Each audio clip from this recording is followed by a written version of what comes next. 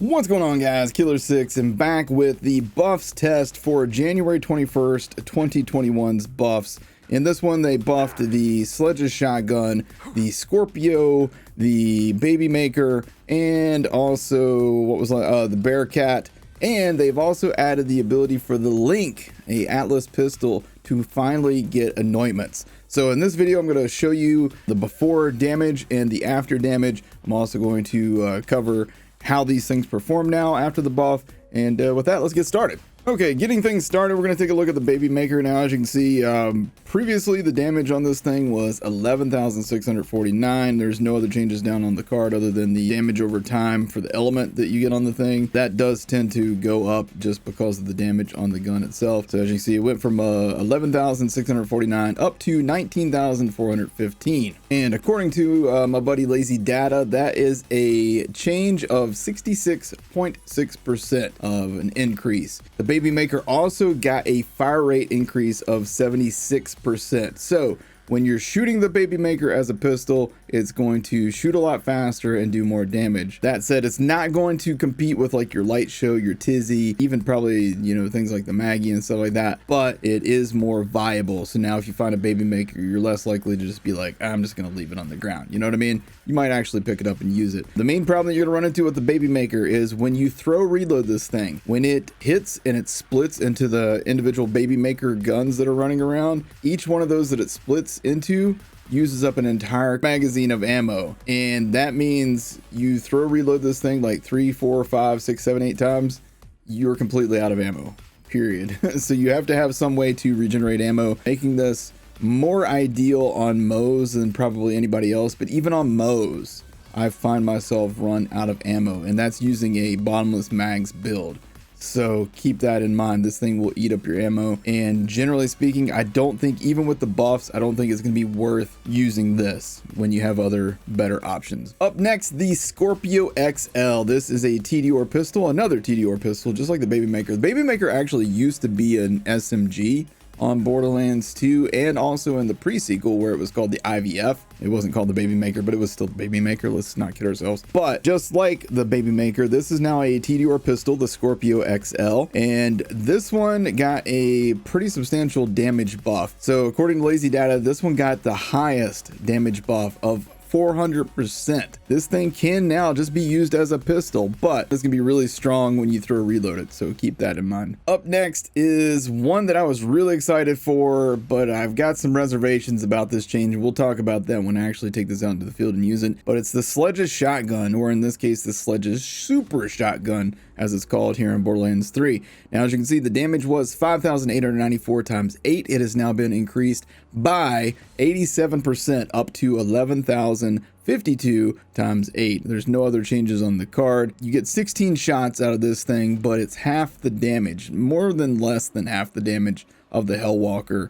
So if you had to choose between this and the Hellwalker, you're choosing the Hellwalker, you know what I mean? The Hellwalker also world drops. The SLEDGE'S shotgun, you have to farm Hot Carl in Devil's Razor. That's the only place in the entire game you can get the SLEDGE'S shotgun. Now, it does look awesome. If you guys have never farmed for this thing, I love the skin on this thing, the paint job, if you will. But in terms of the damage, for it to be competitive as a shotgun, and especially as hard as it is to farm comparatively to the Hellwalker, I would say that this isn't really worth it, unfortunately. I wish that it was, but it's just not. But we'll show you in the field here later and let you be the judge of that yourself. You don't have to take my word for it. All right, moving on. All right, up next is the Bearcat. This one was sitting at 4,569 times 3 damage. It is now increased to 13,706 times 3.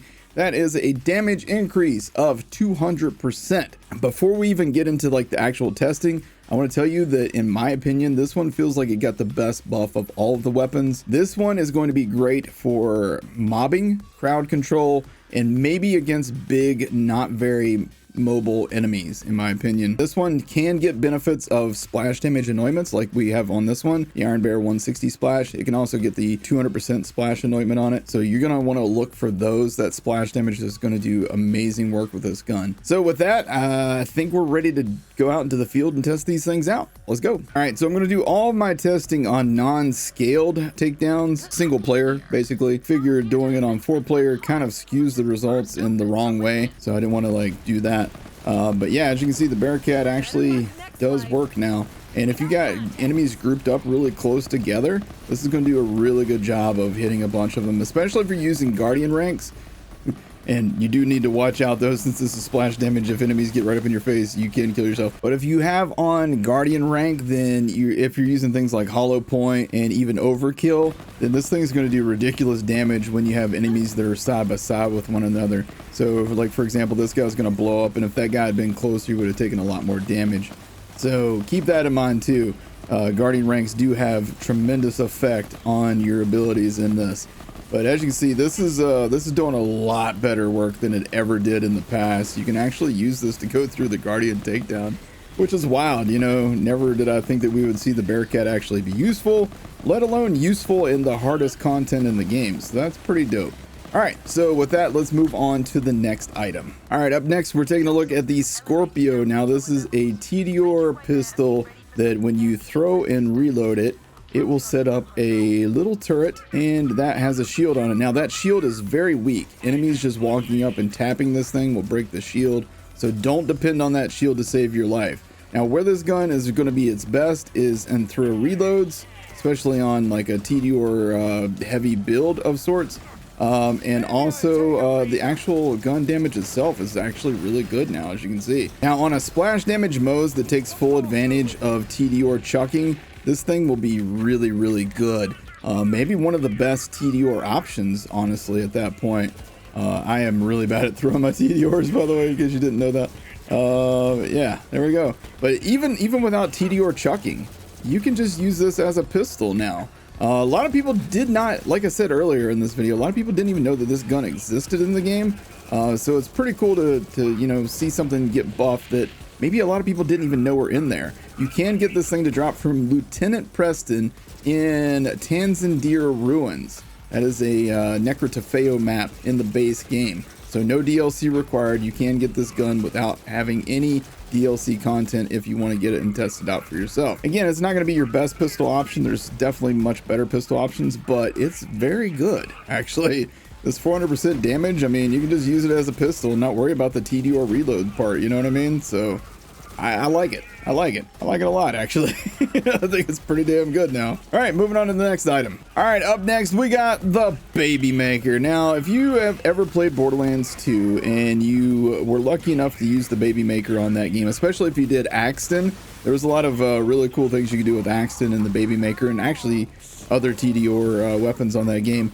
Then you are familiar with how good the Baby Maker can be. Now, unfortunately, on Borderlands 3, the Baby Maker's been bad since launch. It's just not been very strong. And then, really, honestly, though, the main problem is the amount of ammo it uses. So watch, as you throw and reload, for every split you get, it uses up an entire mag of ammo, which means after a few chucks, you're going to be bone dry on ammo. So you do need a way that you can regenerate ammo really well. Now, the actual gun damage on this now is really good.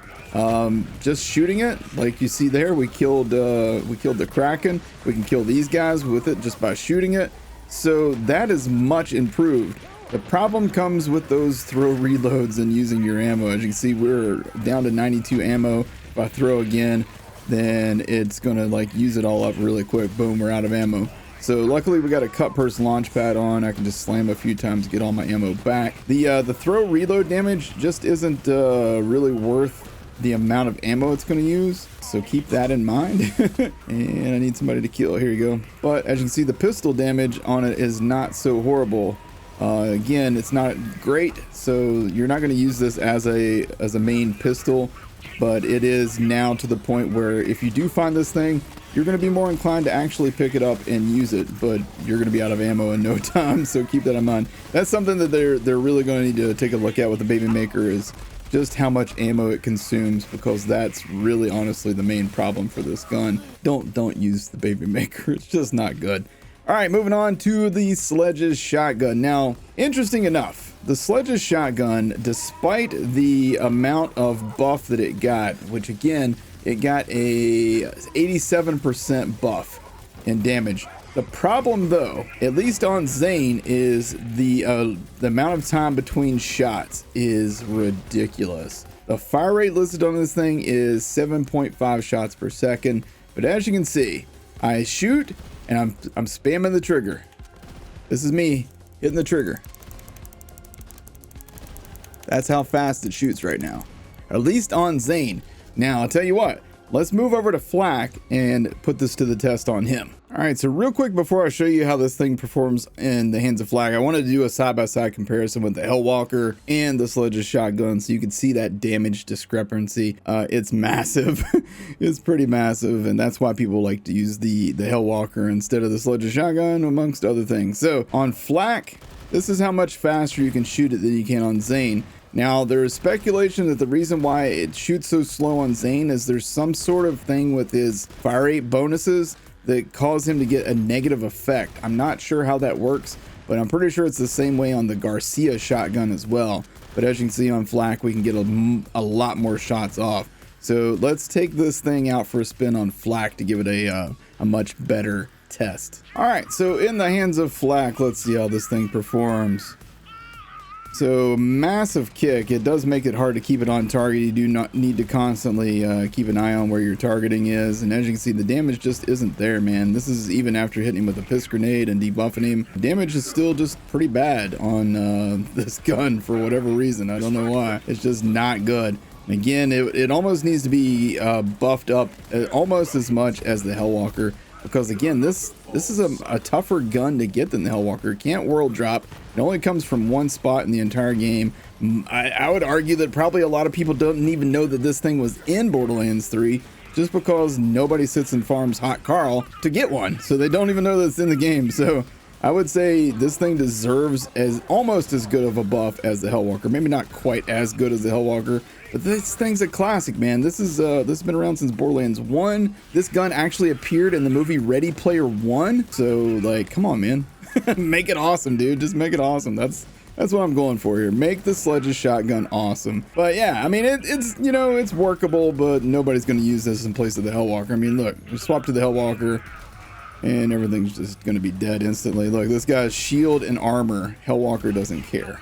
You know what I mean? So there's no real good reason to use the SLEDGE'S shotgun when you can use the Hellwalker. So that's what's up with that. All right, so that covers the buffs. We covered the SLEDGE'S shotgun, we covered the Baby Maker, we covered the Scorpio. We're gonna test this thing out. So basically what this thing does is you can put a tracker on enemies, and then for the next, I think it's like 12 seconds, your bullets will like track in on them. So pretty strong. So let's go do this. Now, one thing to note is there is one other Atlas pistol, legendary pistol. It's the multi-tap. Now, the multi-tap is a Mayhem 6 and above exclusive, I believe it is. And the multi-tap is very, very good. So as you can see, the damage is pretty comparable. They're not too far off from one another. The mag size on this Linc that I've got is considerably higher though, so keep that in mind. So let's test this thing out versus some enemies here in the takedown. As a matter of fact, let's get a group of enemies here and we'll just just wipe them all out. So it's actually not bad. I would say this is probably going to be most useful on Zane because of his high gun damage that he has. You probably could get pretty good use out of it on Flak as well. Mows, if you're using this thing with Minesweeper Mows, you could do some pretty wild stuff with that too, probably. Just hitting crits and having like the amount of bullets that you're getting out with this thing is comparable in terms of fire rate to like the Tizzy. So with a Minesweeper Mows, you can have a lot of fun with this thing probably. Plus the fact that, you know, if you hit them with a tracker, then you don't really need to aim that much. So that's pretty cool too. But I doubt that I would ever really even use the tracker that much. Honestly, this thing is like laser accurate. Wherever you're aiming, that's where your bullets are going. You don't really need to use the tracker at all. And I know that's like the main legendary feature of this gun is the tracker and being able to to have 12 seconds of tracker rounds, but you don't need them at all. so let's use this now on Kraken and see how it feels. I need one of these guys to come out. I want to hit him with a bore shot. Well, that guy died quick.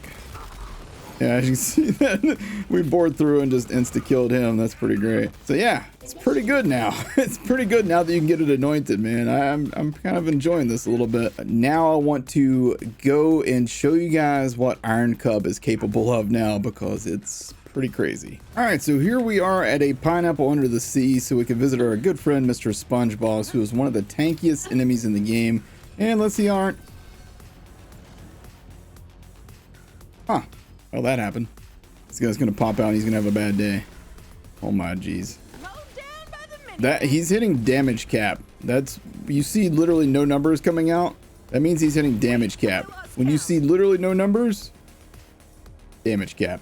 So yeah, Iron Cub's pretty crazy now. And just in case you're wondering what kind of build I was using to hit damage cap, I have exactly one thing in the Iron Cub tree.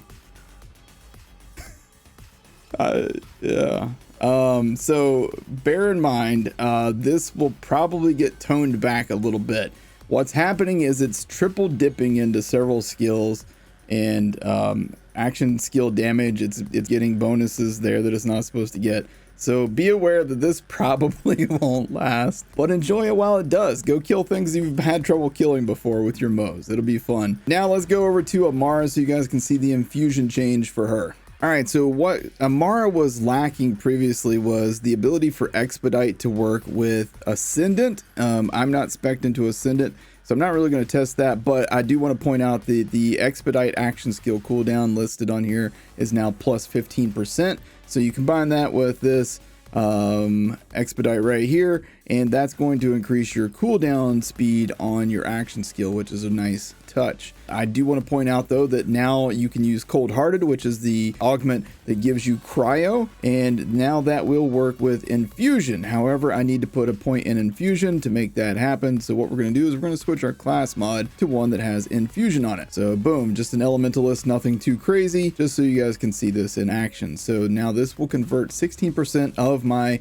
damage dealt will be now my action skill element, which will be cryo. Let's go test it out. Let's just do a Maggie just so you guys can see the infusion on this. All right, so we're gonna pop our action skill here, and it's gonna do that. All right, and now you should see cryo. Yep, getting good cryo damage now out of this. Yeah, you can see all my shots are getting the infusion cryo damage, which is a really nice fix. So GG Gearbox on that one. Good job. My build is now crazy because of this infusion ability with cryo. My build is now even dumber than before. Okay, this is great. I love this, man. Oh my god, we're hitting some serious damage on that. I hope you guys enjoyed this buff test video. If you did, then make sure you hit that like button, hit subscribe, tap the bell icon for more, and I'll see you guys in the next one. Y'all have a great day.